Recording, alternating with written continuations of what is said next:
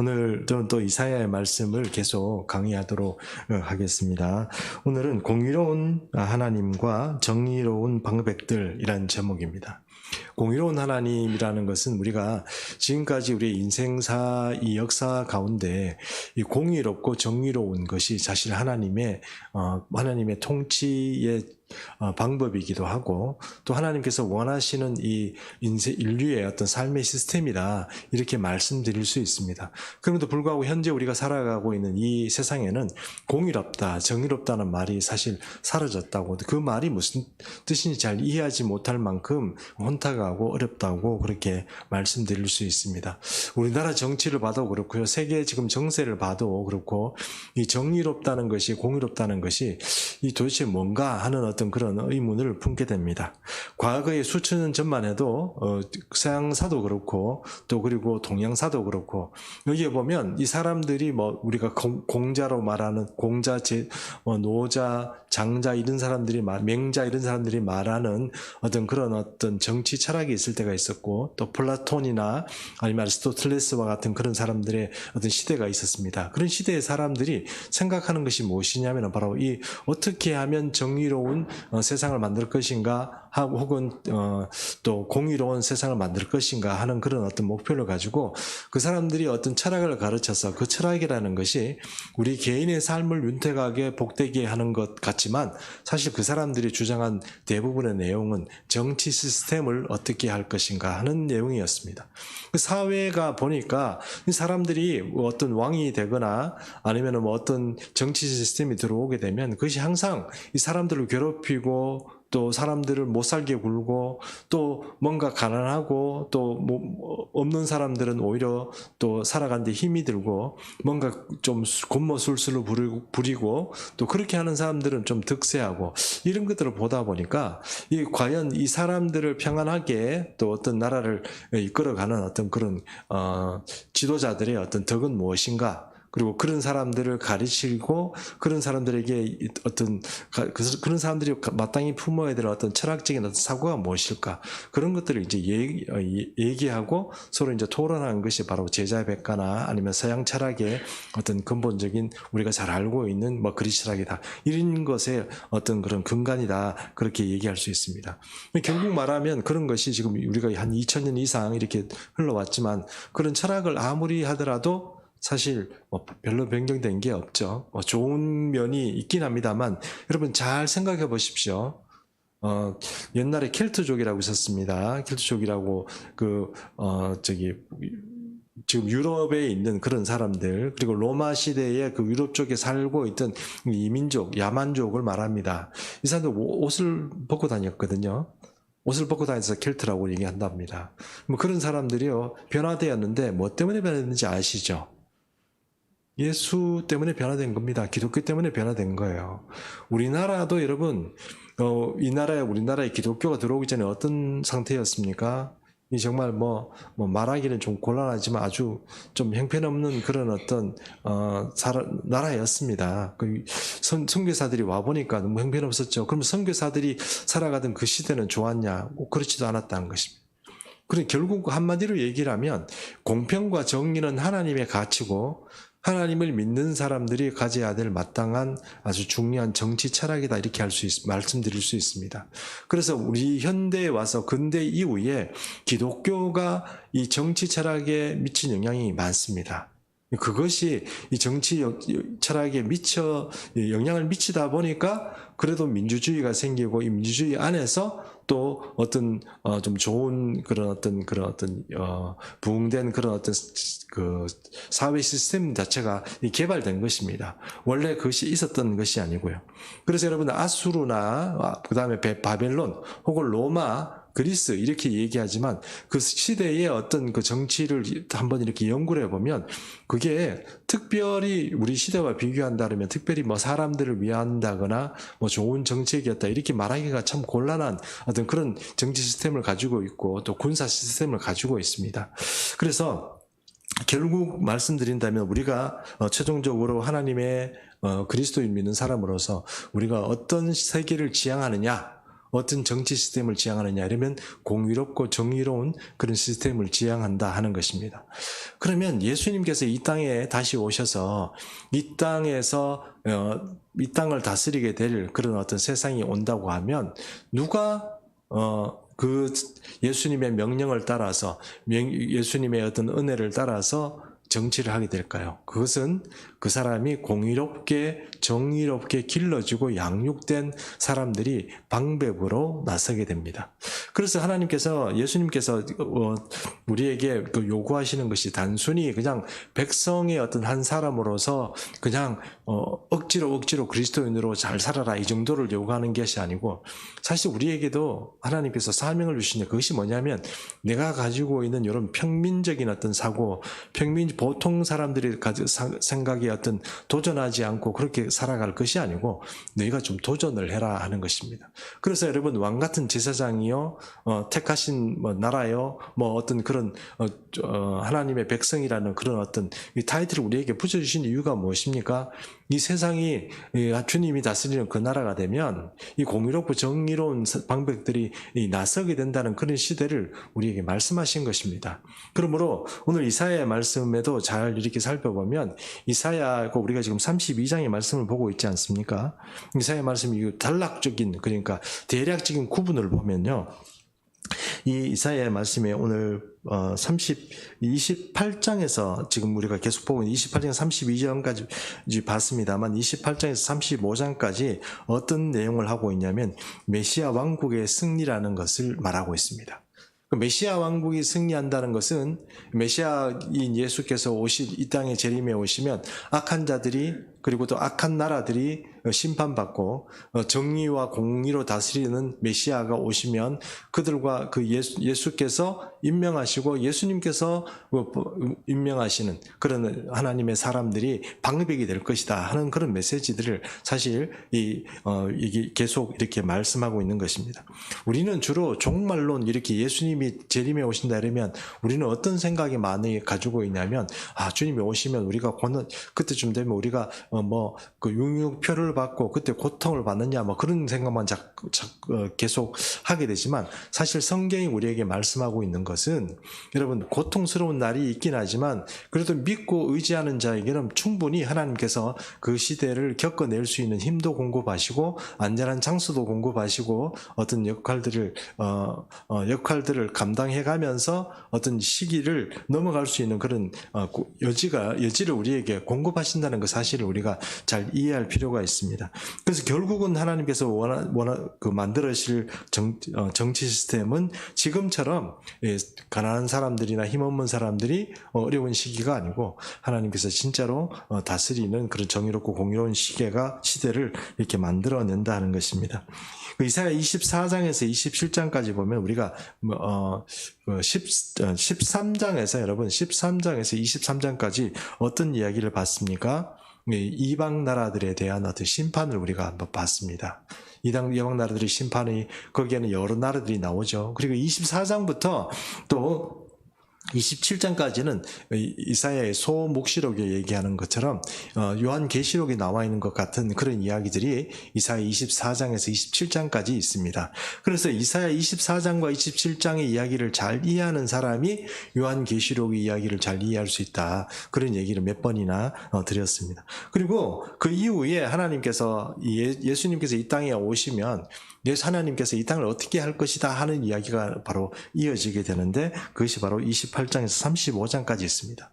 근데 사실 제가 몇 주간에 걸쳐가지고 이 중간에 있는 이야기를 하다 보니까 이제 오후만 되면 주일 오후 예배 시간에 많은 성도님들이 주무신다는 것을 발견했습니다. 아니 왜 이렇게 주무실까 이렇게 생각을 해봤는데 설교를 하는 제 입장도 그렇고 비슷비슷한 주제가 28장에서 35절까지 계속되니까 저번에 지난주에 한 얘기하고 비슷한 얘기 같은데 이러면서 자기도 모르게 주무신다는 것을 이제 알게 됐습니다. 그래서 이런 생각을 했습니다. 이거 다른 데로 좀 이제 뒤로 가서 좀 건너뛸까 이런 생각도 좀 했는데 그럼에도 불구하고 이제 다음 다음 주에는 보고 제가 오늘 반응을 보고 다음 주에 건너뛸지 이렇게 결정하도록 하겠습니다. 예, 오늘 어쨌든 지금 우리가 이전까지는 사실 일반 교회에서는 얘기하지 않던 이야기들을 지금 계속 우리가 하고 있습니다. 근데 이런 이야기들은 이제 듣기에 따라서 좀 무슨 일인가 이렇게 이해할 수도 있겠지만, 특별히 오늘 우리 새로 오신 집사님은 뭐 저런 것도 얘기하나 이렇게 생각했지만 이 성경에 있는 이야기고 또 우리가 마땅히 알아야 될 이야기입니다. 그래서 오늘 이 말씀을 또 계속 해보도록 하겠습니다. 오늘 먼저 1절 말씀을 한번 보도록 하겠습니다. 보라, 장차 한 왕이 공의로 통치할 것이요 방백들이 정의로 다스릴 것이며 이랬습니다. 왕이 누구입니까? 장차라고 그랬습니다. 이사야가 장차라고 얘기하는 건 이 장차 온 왕이 어떤 역사 중에 어떤 지금까지 나타난 어떤 사람을 말합니까? 그렇지는 않겠죠. 예, 이사야 시대에 말했던 그 장차한 왕이 온다는 얘기는 이사야의 다른 표현에서 또 예레미야나 다른 여러 선지서를 통해서 말씀하신 것처럼 주님이 복권하는 시기입니다. 그리고 예수님께서 메시아로 이 땅에 다시 재림할 시기를 말하는 겁니다. 그분이 이 땅에 처음에 2000년 전에 이 땅에 오셨을 때는 바로 섬김의 종이요, 바로 고난의 종으로 오셨습니다. 이사야 53장이 말하고 있는 것처럼 우리를 위해서 제물이 되어 주시려고 이 땅에 오신 거예요. 그래서 일부 이단이 말하는 것처럼 예수님이 실패한 사역을 하신 것이 아니고, 오늘 우리가 예수 믿게 되고 또 우리가 구원을 얻게 되는 그런 소망을 가지게, 천국 백성의 소망을 가지게 된 이유는 주님께서 그때 우리를 위해서 대속의 제물로 돌아가셨기 때문입니다. 그러나 다시 오실 주님은 진짜 왕으로 오십니다. 심판권을 가지고 오십니다. 이 심판권을 가지고 오시는데 이분은 이 심판권을 어떤 식으로 활용하느냐? 공의롭고 정의롭게 활용합니다. 그러면 악한 자들, 악한 시스템, 악한 정치자들, 이런 사람들은 마땅히 벌을 받을 것이고, 하나님을 기대하고 힘들고 어렵지만 하나님을 기대하고 고대하던, 그리고 이 삶 자체가 주님 앞에서 이 악한 시대임에도 불구하고 정의롭고 공의로운 인물로 그렇게 양육받은 사람들은 그날의 빛을 보게 되는 것입니다. 그게 바로 1절이 하는 말씀입니다. 그래서 계속 얘기하는 28절에서 35절의 말씀은 메시아가 이 땅에 오셨던, 왕으로 오셨을 때의 시대를 계속 얘기한다, 이렇게 생각하시면 되겠습니다. 그럼 여러분, 이사야서를 읽을 때 이 단락을 구분하는 게 참 중요합니다. 단락을 우리가 보기에는 다 말들이 막 섞여 있는 것 같은데, 사실 자세히 구조적으로 살펴보면 제가 말씀드린 것처럼 몇 장에서 몇 장까지는 어떤 걸 말하고 있고 몇 장에서 몇 장까지 어떤 걸 말하고 있다, 요것만 잘 알아도요 이 시대가 구분이 되기가 쉽습니다. 이게 구분이 안 되고 그냥 막 읽으면 이게 뭐 전부 다 혼선스럽고 혼란스러워서 어렵다는 것입니다. 그러므로 오늘 이 32장의 말씀도 메시아인 예수께서 오셔가지고 다스릴 나라를 말하는 거니까, 공의로운 하나님, 공의로운 예수님께서 오시면 정의로운 방법들을 세우겠구나, 그 말입니다. 이해하시죠? 예, 장차란 말이 있다는 것을 잘 이해하시기 바랍니다. 자, 그러면 또 2절 말씀만 보겠습니다. 2절 말씀에 또 그 사람은 광풍을 피하는 곳, 폭우를 가리는 곳 같을 것이며 마른 땅에 냇물 같을 것이며 곤비한 땅에 큰 바위 그늘 같다, 이랬습니다. 광풍을 피한다, 이런 표현은 어떤 거냐면, 여기 보면 광풍이라는 것이 이 풍 이렇게 얘기하면 바람이라는 뜻이잖아요. 근데 이게 원어로 보면 루하흐라고 그래요. 루하흐래요. 같이 해볼까요? 루하흐. 예, 흐 발음이 아주 좀 세게 해야 됩니다. 흐, 이렇게 해야 되거든요. 그 발음이 이게 무슨 뜻이냐면 영이란 뜻입니다. 바람인데 영이라고 얘기를 해요. 그럼 영이라고 얘기하면은 우리가 이제 우리 한글식으로 표현하면 하나님께서 영을 불어넣었다 이렇게 하면 루하흐, 바람을 불어넣었다, 이렇게 생각을 하시면, 이렇게 바람을 불어넣은 것처럼 하나님께서 영을 불어넣었다는 표현이나 바람을 불어넣었다는 표현이 비슷한 표현이에요. 그러면 여기서 지금 쓰이는 이사야 32장 2절에 쓰인 이 표현은 광풍이라는 것이, 이 광풍이라는 것이 미칠 광자를 쓰는 거잖아요. 그렇죠? 되게 미친 그런 루하흐라가 부른다는 거예요. 그러니까 이 말 자체가 단순히 그냥 바람이 불어서 성도를 괴롭힌다, 이런 뜻이 아니고요. 악한 영적인 기류들이 이 괴롭히는 그 사람들을 괴롭히는 그 얘기를 하는 겁니다. 그렇게 괴롭힐 때에도 그런 괴롭히는 시대에도 뭐가 된다고요? 바로 하나님께서 바로 어떤 것을 가리는 그런 광풍을 피하는 곳이 된다. 그러니까 메시아가 오시면 그런 악한 영들의 세계를 피하게 되는 그런 시대를 만들어내신다는 것이고, 폭우를 가리는 곳이 된다. 이렇게 됐습니다. 여기도 보면 이제 폭우에 해당하는 것이 이제 자렘이라고 하는데요. 비바람을 동반한 어떤 큰 비를 의미합니다. 여기서 말한 것처럼 뭐 폭우 와가지고 뭐 사람들을 괴롭힌다 이런 의미가 아니고요.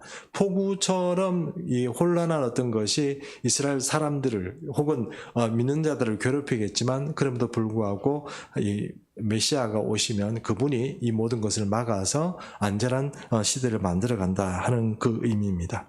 그리고 마른 땅에 빗물을 이제 빗대고 있는데, 이 말은 또 뭐냐 하면, 이제 마른 땅의 빗물이라는 것이 어떤 건지 이해하시죠? 기근을 만들어내는 그런 땅에다가 하나님께서 빗물을 내리셔서 촉촉히 내리신다 이런 것입니다. 그래서 이 빗물을 내리는 것처럼 우리 심령 가운데 내리시는 하나님의 은혜가 흡족하게 그렇게 만들어 간다 하는 뜻이 되고요. 큰 바위 거늘된다 이렇게 얘기를 하면, 우리나라에 사실 이렇게 제가 다녀보니까 큰 바위가 별로 없어요.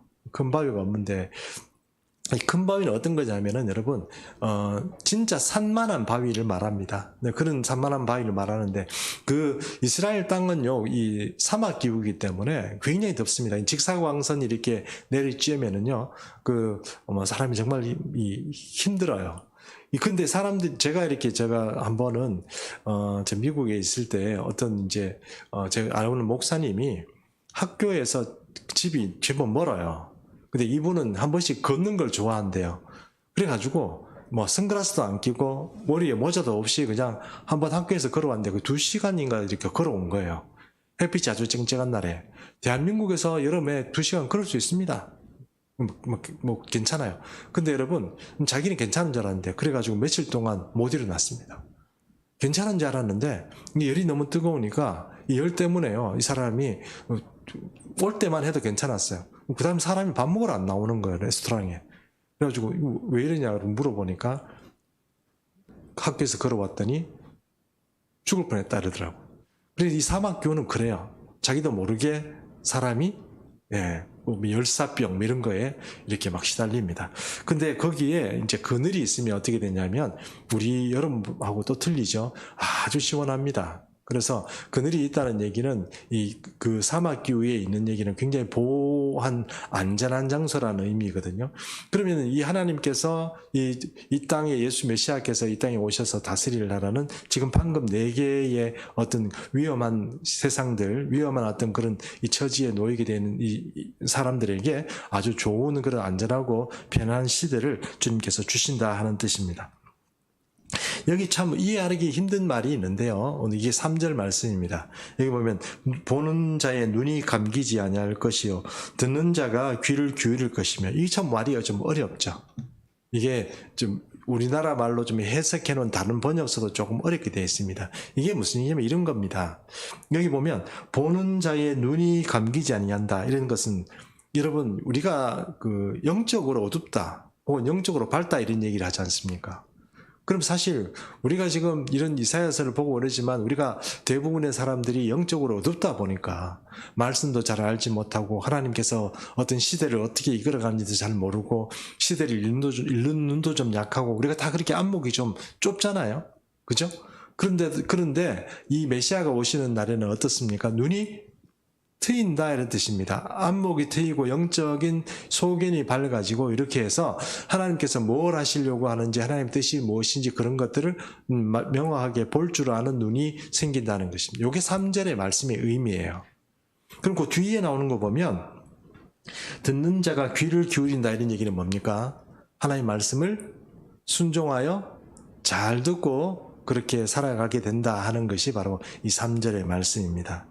자, 메시아가 오셨습니다. 그러면 메시아가 모든 백성들에게 좋은 어떤 환경들과 새로운 시스템들을 공급하고 하나님께서 원하시는 방법들을 세우는데, 이 방법들이 하나님께서 원하시는 것이 무엇인지, 그리고 하나님께서 그들에게 명령하는 것이 어떤 것인지 잘 듣고 행할 수 있는 그런 성령이 공급하는 그런 지혜를 가지고 이 자기에게 맡겨진 소임을 감당할 수 있는 그런 시대가 된다 하는 것입니다. 그것이 바로 3절의 말씀이다, 그렇게 말씀할 수 있습니다. 그 다음에 4절 말씀을 보겠습니다. 조급한 자의 마음이 지식을 깨닫고 어눌한 자의 혀가 민첩하여 말을 분명히 할 것이라 이랬습니다. 조급한 마음이라는 것은 뭐냐면은 이게 이런 마음입니다. 여기 우리가 원어가 이제 참 어려운 게, 원어를 좀 보고 연구할 필요가 있는데, 이게 이제 오늘 여러분 들으시면 이제 요 32장의 말씀은 읽으실 때 조금 그렇게 듣지 않겠습니까? 제가 해석해 준 대로 들을 테니까 이런 거죠. 조급하다면 우리는 보통 어떤 겁니까? 생각이 깊지 않고 주의력이 약하다, 이런 뜻입니다.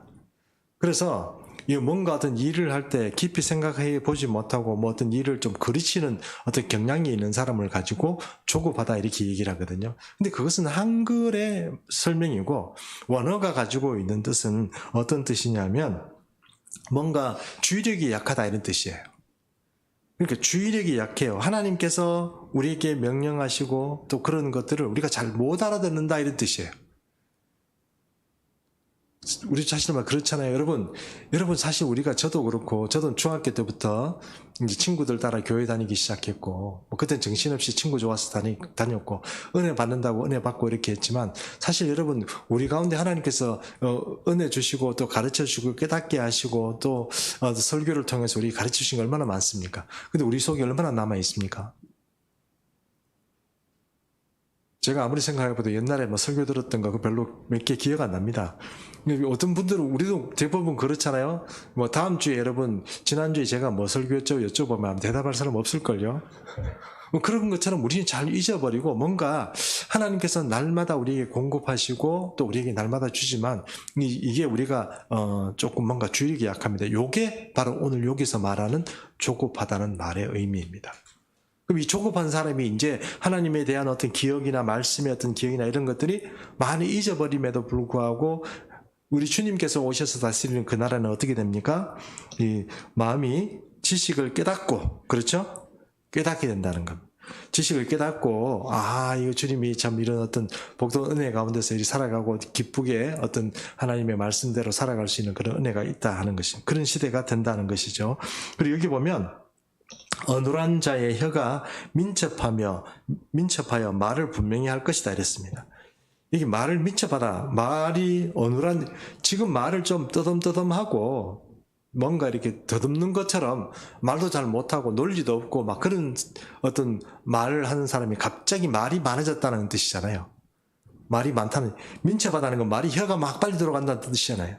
그러니까 말이 막 하고 막 그렇다는 뜻인데, 사실 그런 뜻이라기보다는 이 말이 어조가 분명하고 지금까지 잘 자기가 이해하지 못하고 자기가 깨닫지 못하는 말을 했었지만, 이제부터는 어떻게 됩니까? 말하는 것이 분명하고 듣는 사람이 충분히 알아들을 수 있는 그런 지식을 가진 말로 사람들에게 말하게 된다 하는 것이 바로 이 4절의 말씀의 뜻인 것입니다. 그러면 여러분, 4절까지의 말씀을 잘 보면 우리 주님께서 이 땅에 오셨을 때 방백들을 세우게 되는데, 그들은 공의롭고 정의로운 방백들입니다. 하나님을 따라서. 그러나 이 사람들이 가지고 있는 특성들이 있습니다. 그 사람들은 연약한 자들이죠. 환난 가운데 이 세상을 살아가면서 아주 연약한 사람들이고, 또 이 사람들이 뭔가 잘 해보고 싶어 하지만 그들은 말도 어눌하고 뭔가 말도 분명치 않고 눈도 어둡고 이런 사람인데, 하나님께서 지혜도 주시고 말도 분명하게 할 수 있도록 그런 확신도 주시고 깨닫게 해주시는 그런 은혜가 있어서, 누가요? 방백들이 정의롭고 공의로운 통치를 할 수 있도록 그렇게 만들어 주신다는 것이 32장의 1절에서 8절, 6절까지의 말씀이다 하는 것입니다. 그래서 5절 말씀 보십시오. 어리석은 자를 다시 존귀하다 부르지 아니하겠고 우둔한 자를 다시 존귀한 자라 말하지 아니하리니, 이리 됐습니다. 그럼 이제 여러분 앞에 이야기하고 조금 이제 상치되죠. 우리도 어리석고 우리도 우둔한데 왜 5절 말씀에서는 아예 뭐 안 될 사람들 얘기를 또 하시나 이렇게 생각할지 모르지만 이 5절에 나오는 말씀들은 여기서 어리석은 자는 이 참 가치를 몰라보는 자입니다. 그러니까 하나님에 대한 하나님을 예수 그리스도에 대해서 제대로 못 알아보는 사람 혹은 예수님의 인도를 제대로 못 따라가는 사람 이런 사람들은 뭐라고 얘기하냐면 어리석다 얘기하는 거예요. 지금 우리가 하나님을 부족함에도 불구하고 하나님을 추구하는 자들과 이 하나님께서 예수님께서 이 땅에 오셔서 다스릴 때 악한 자들은 분명히 구분하는데 여기서 말하는 5절의 말씀들은 악한 자들에 대해서 주님께서 말씀하시는 것입니다. 그래서 여기서 어리석은 자다 이렇게 얘기하는 거 어리석은데 자리만 좀 차지하고 있고 뭔가 어떤 통치의 어떤 능력을 가지고 있다고 해서 그 사람을 지금까지 세상에서는 이 사람 똑똑하다, 존귀하다, 뭐 학벌 좋다 뭐 이렇게 얘기할지 모르지만 앞으로는 그게 아니라는 거예요. 그런 하나님의 참가치, 세상의 가치가 아니고 하나님의 참가치를 몰라보는 자들은 하나님께서 어리석다고 얘기하고 그런 자들은 더 이상 존귀하게 만들지 않겠다. 그런 세상이 아니다 하는 것이 주님의 말씀이고 여기 보면 또 뒤에 보면 우둔한 자라고 나오지 않습니까? 우둔한 자는 좀 뭔가 둔한 사람을 뜻하는데 그거는 한글 성경의 말이고 원어의 적인 어떤 의미로 보면 우둔한 자는 이게 자린고비 같은 사람 이런 뜻입니다. 자린고비. 어떤 사람입니까? 돈 안 쓰고 돈도 있으면서 지를 위해서는 명품백도 사고 스포츠카도 사고 좋은 아파트도 사고 금고문을 열면 뭐 금두꺼비 뭐 이런 것들이 막 들어앉아 있는데 남들을 위해서는 가난한 사람이나 뭐 노인들이나 뭐 아이들을 위해서 뭔가 이게 뭐 이게 내게 벌벌 떨리고 그런 사람 있잖아요. 네. 저도 몇몇 그런 분들 봤거든요. 근데 그런 사람들을 바로 여기서 말하는 원어가 가지고 있는 여기 보면 우둔한 사람이다 이렇게 얘기합니다. 그러면 그런 사람들이 예전에는 돈도 있고 막 이렇게 힘도 있고 그러니까 사람들이 아이고 뭐 존경하고 뭐 고개 숙이고 돈 때문에 그죠 세상에서 살아가면서 뭐 사장 뭐 이렇게 높은 위치에 있으면서 이렇게 있을 때 사람들이 다 머리를 숙였지만 앞으로 그 사람들이 세계가 아니다는 것입니다. 그런 사람들은 하나님께서 더 이상 존귀하게 만들지 않겠다 하는 것입니다. 네, 그런 세계가 바로 오늘 이 5절의 말씀의 의미입니다. 6절 말씀 보겠습니다.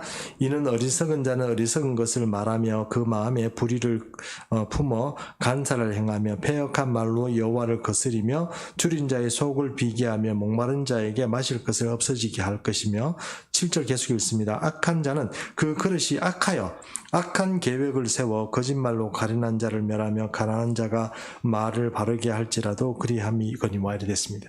가난한 자가 그러니까 충신이 말을 바르게 하도 조용히 해 이러면서 억압해 가면서 악한 통치를 하는 자에 대한 이야기가 6절 7절입니다. 그러니까 이 세상의 지금 현재 상태가 어떤 사람이 권세를 가지고 있느냐 정의롭고 공의로운 사람이 권세를 가지고 있느냐 아니라는 거예요. 그렇지 않은 사람들이 지금 이 세상을 지배하고 그렇다는 거예요. 그래서 6절 7절의 말씀은 그런 악한 사람들이 득세하고 그렇게 되면 가난한 자들 그리고 또 힘없는 자들이 핍박당하고 굶어 죽는 그런 시대를 만들어내는 것이 바로 6절 7절의 말씀입니다. 목사님 우리나라는 그런 거 아니잖아요. 요즘 우리나라도 복지정책도 좋고 좋은데요. 예, 우리나라에 꼭 우리나라를 얘기하는 거 여러분 이 정도 복지정책 좋은 나라가 세계에서 몇 개 되겠습니까? 솔직히 말해서 솔직히 몇 개가 되겠어요. 그 지금 우리 미안하지만 우리 옆에 그 위에 보면은 우리 김모모 씨가 다스리는 그 북한은 어떻습니까? 진짜 우리 북한 선교하면서 우리 김북한 목사님 통해서 우리에게 메시지가 이렇게 오는데 보면 야 정말 너무하다 싶을 정도로 어떻게 자기 백성들을 저렇게 힘들게 하고 괴롭히고 막 죽든지 살든지 내버려 두나 싶을 만큼 그렇게 악한 통치가 있습니다. 지금 현재 상태가 그래요, 여러분. 북한만 그런 게 아니고 많이 그렇습니다. 우리가 지금 조금 겉보기에 이 방송 타는 이런 어떤 그런 분위기에서 좀 잘 사는 나라들 그런 사람들만 보니까 우리가 우리 잘 사는데 이게 뭐 그렇게 문제인가 싶지만 그런 게 아니고 6절 7절의 말씀은 아주 사글이 그냥 못한 사람 끌고 싹 끌고 모아가지고 자기 배만 부리고 그런 통치자들 독재자들 그런 이야기들을 하는 겁니다. 그런 사람들의 세계가 앞으로는 어떻게 된다고요? 주님이 오시면 벌 받고 그런 사람들을 처단하고 또 그런 사람들이 가지고 있는 못된 그런 계획들, 그릇이 악하니까 그런 못된 계획들만 자꾸 세운다는 거 주님의 말씀 아니겠습니까? 그런 사람들은 바로 주님이 오셨을 때 이제 벌을 받게 된다 하는 것이 6절 7절의 말씀이다 하는 것입니다. 그런 사람 득세하면 안 되겠죠. 그래서 8절 말씀 한번 보겠습니다. 8절 말씀은 존귀한 자는 존귀한 일을 계획하나니 그는 항상 존귀한 일에 서리라. 하나님께서 그렇게 존귀하게 진짜 존귀한 그런 일들, 정의롭고 공의로운 사람들을 살아온 사람은 하나님께서 등용한다 이런 뜻입니다. 내가 그런 사람들을 쓰겠다 하는 것이 바로 오늘 이 말씀의 어떤 8절의 의미다 하는 것입니다. 그래서 오늘 이 말씀을 좀 정리해 보면요. 예레미야 33장 14절에서 15절의 말씀 보면 이게 1절의 말씀하고 비슷한 말이 나옵니다. 33장 제가 한번 읽어보겠습니다. 14절 15절인데요. 제가 읽겠습니다. 여호와의 말씀이니라 보라 내가 이스라엘 집과 유다 집에 대하여 일러준 선한 말을 성취할 날이 이르리라. 여기서 보면 1절에는 장래라고 표현하는 것 그 말이지 않습니까? 그날 그때에 내가 다윗에게서 한 공의로운 가지를 나게 하리니 그가 이 땅의 정의와 공의를 실행할 것이라. 이렇게 말씀합니다. 예수님께서 이 땅에 오셨을 때 이 땅을 다스리셨습니까? 못 다스리셨죠? 우리 아까 말씀드린 것처럼 진짜 이 땅에 오셔서 왕으로 이 땅에 오셨지만 자기 백성들이 영접하지 않고 죽였습니다. 그렇기 때문에 공의하고 정의로 다스릴 시대를 예수님은 이제 재림에 오셔서 진짜 왕으로 오실 때 그때 하는 겁니다. 예레미야 얘기가 그 얘기입니다. 1절의 말씀도 똑같고요. 그래서 이사야 46장 1절에 보면 하나님은 우리의 피난처시요 힘이시니 환난 중에 만날 큰 도움이시라 이렇게 말한 것처럼 이 시편의 말씀도 여러 가지 말씀들이 나와 있는 것처럼 주님이 진짜로 우리의 피난처가 되고 도움이 되는 그런 날이 온다 하는 것입니다.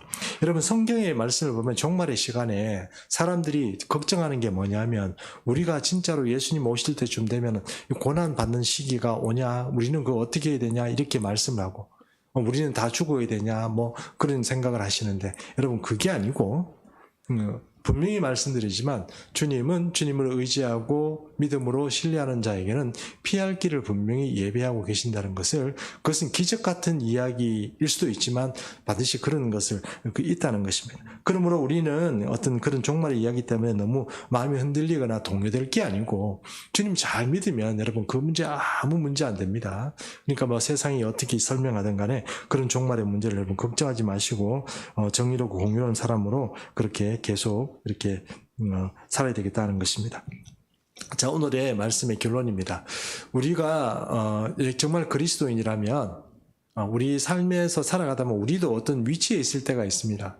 위치에 있을 때 그런 위치에 있을 때 내가 정의롭고 공의로운 어떤 결정을 해야 되는 사람이어야 합니다. 그리고 여러분 우리 교회학교가 마찬가지고 우리도 자녀를 키우는 사람으로서 우리 자녀들에게 요구해야 될 게 무엇이냐면 정의롭고 공의로운 사람으로 만들어가야 됩니다. 이게 사실 최종적인 목표입니다. 이 그리스도인으로 교육이 잘 되면요, 이 아이들은 믿음이라는 것이 어떻게 발휘되느냐 하면 자기가 처한 위치 안에서 정의롭고 공의로운 인간으로 살아가게 되어 있습니다. 근데 그게 안 된다 이러면은 교육을 잘못 받은 거예요. 그리스도인에서 교육을 잘못 받은 거예요. 그냥 내가 살아가면서 그냥 좋은 데 취직하고 좋은 돈 좀 많이 벌고 뭐 좋은 와이프 얻고 뭐 이런 식으로만 생각하는 것은 그게 결코 복된 게 아니고 제대로 된 그리스도인으로 양육받은 것이 아닙니다. 그러면 여러분 우리가 우리 교회의 목표도 마찬가지입니다. 교육 목표도 세운다고 그러면 정의롭고 공의로운 자녀를 키워내고 그런 후세대를 키워내는 것이 우리 목표고 우리도 그렇게 살아야 되고 그 아이도 그렇게 돼야 주님이 오실 그날에 바로 소망이 있고 희망이 있고 주님이 예비하신 하나님 나라의 위협을 받는 그런 사람이 될 수 있다는 것입니다. 여러분 천국에도 왕 같은 제사장이 있고요. 그냥 일반 평신으로 살아가는 사람이 있습니다. 다 왕이면 누가 백성이겠습니까? 분명히 말씀드리지만 왕 같은 제사장으로 하나님께서 선택받고 하나님의 방백으로 세우는 정의롭고 공의로운 사람이 있는가 하면 그냥 다스림을 받아야 될 사람도 여러분 천국에 있습니다. 근데 그 천국에 있는 사람들은 그것을 우리는 알지 못하지만 하나님께서 우리의 삶을 다 보고 계시다는 그 사실 자체를 우리가 잘 이해하면 아, 이게 하나님 안에서 이 땅에서 나중에 죽어서 가는 천국에서 어떤 일이 결정되고 거기서 성장하고 거기서 배우는 것이 아니고 이 땅에서 우리가 살아가면서 얼마나 우리가 정의롭고 공의로운 사람으로 믿음의 실력을 발휘하느냐에 따라서 이 다음 세대에 가서 사실은 그 위치가 결정이 되고 주님이 어떤 은혜를 우리에게 보상한다는 것을 그 사실 자체를 잘 이해를 하셔야 됩니다. 우리 이 땅에서 기회를 못 얻으면 다음 세계에 또 기회가 있다. 우리가 죽어서 기회가 있다. 여러분 그거는 기대하지 마십시오. 그게 그렇게 되는 게 아닙니다. 그러므로 주님께서 오늘 이 땅에 우리를 보내주신 것은 우리가 이런 말씀을 읽으면서 아 그렇구나 뭐 이렇게 주의력 없이 그렇게 들을 게 아니고 아 정의로워야 되는구나 공의로워야 되는구나 주님 보시기에 거룩해야 되는구나 이런 사실들을 놓치면 그게 진짜로 우리에게 주의력이 부족한 거예요. 여러분 집중하십시오. 주님 말씀에 잘 기억하시고 이런 말씀 주어졌는데 오후에 마시기 식사하시니까 잠도 많이 오시죠? 몇 분이 벌써 머리가 뭐 앞에서 보니까 고민이 됩니다. 좀 머리 앞에 쾅 박으시면 어떡하나 그 정도로 이렇게 흔들리는 분도 계신데 예, 여러분 아멘하는 그런 태도라고 생각합니다. 주무신 게 아니고 예, 오늘 여기까지 하겠습니다. 네, 기도하겠습니다. 살아계신 하나님 아버지